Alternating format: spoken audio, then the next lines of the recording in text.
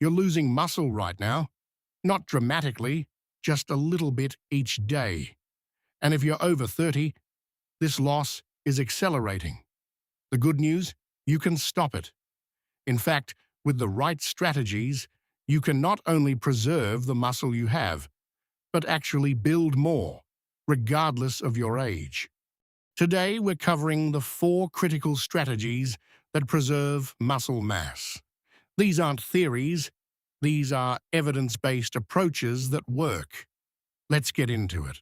So why does muscle preservation matter? Simple. Muscle is the foundation of healthy aging. It determines your metabolic rate, your insulin sensitivity, your bone health, your physical function, and even your lifespan. Preserving muscle isn't about vanity, it's about maintaining quality of life as you age. Most people think muscle loss is inevitable with aging. It's not. Yes, there are biological factors that make it harder to maintain muscle after 30. But muscle loss is driven far more by behavior than by age. The right strategies can keep you strong and functional for decades. Let's break down the 4 non-negotiable strategies for muscle preservation. The first and most critical strategy is consistent resistance training. Nothing else comes close in importance. You need to lift weights at least 2 to 3 times per week, targeting all major muscle groups. This isn't optional, it's the primary signal that tells your body to maintain muscle mass. Without this signal, your body has no reason to keep that metabolically expensive tissue around. Here's what works. Focus on compound movements like squats, deadlifts, presses, and rows. These exercises recruit the most muscle fibers and create the greatest stimulus for muscle maintenance and growth. Isolation exercises are fine as additions, but compounds should be your foundation. Progressive overload is critical. That means gradually increasing the challenge over time. More weight, more reps, better form, or more training frequency. Your muscles adapt to stress. If the stress never increases, they stop responding. And intensity matters. You need to lift heavy enough that the last few reps of each set are genuinely challenging. Light weights for high reps have their place, but for muscle preservation, you need loads that are 60 to 85% of your 1 rep max. Consistency beats perfection. 2 solid sessions per week, maintained for years, beats sporadic, intense training. Make resistance training a permanent part of your life, not something you do for a few months and then abandon. The second strategy is strategic protein intake. Both total amount and timing matter enormously. You need significantly more protein than the standard recommendations suggest, especially as you age. Aim for 0.7 to 1 gram per pound of body weight daily.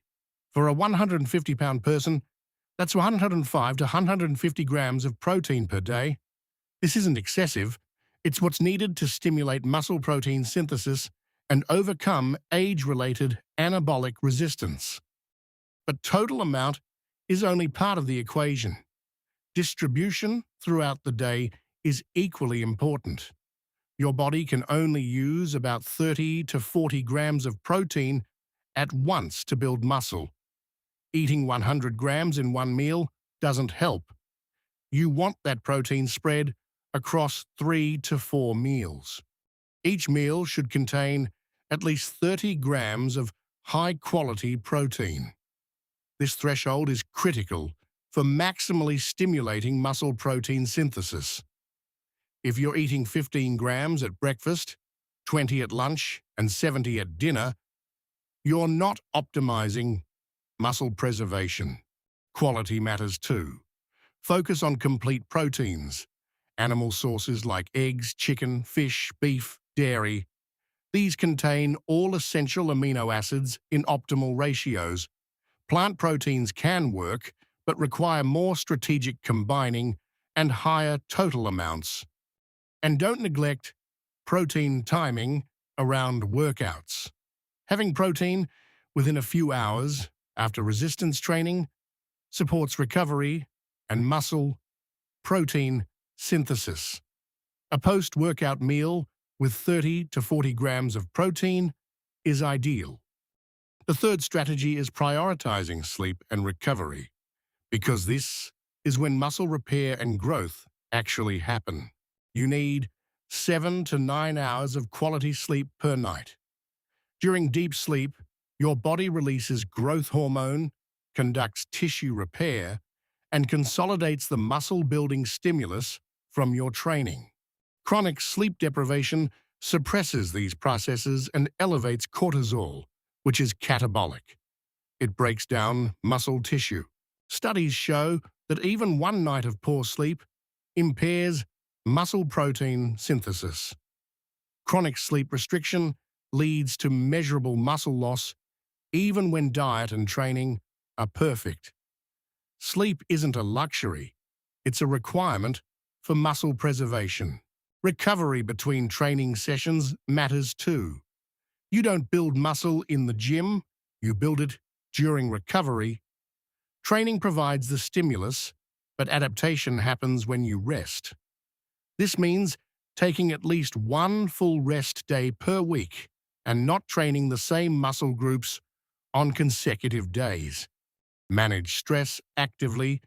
Chronic stress elevates cortisol, which promotes muscle breakdown.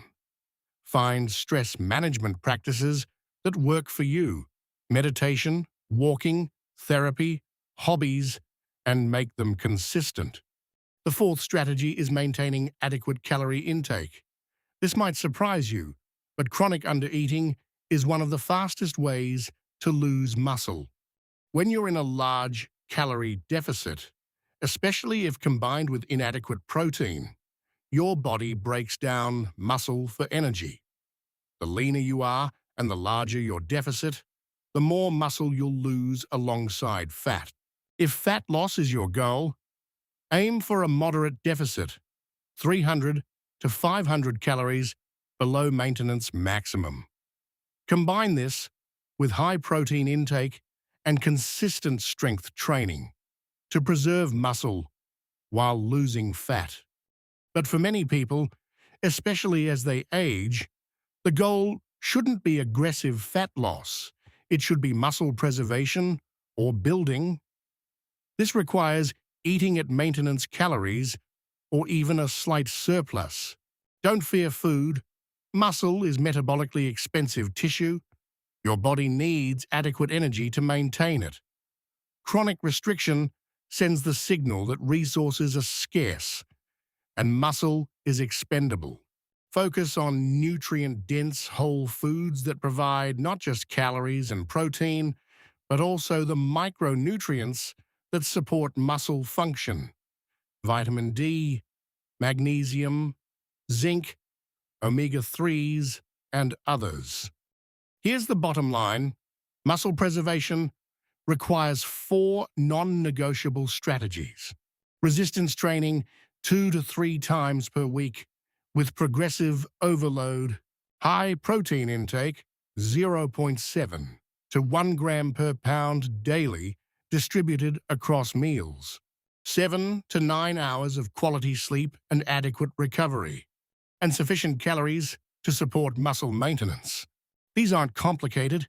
They don't require expensive supplements or fancy programs, but they do require consistency. The person who implements these strategies and maintains them for years will preserve muscle and strength decades longer than someone who doesn't. If this was helpful, hit like and subscribe. Comment: which strategy do you need to improve most?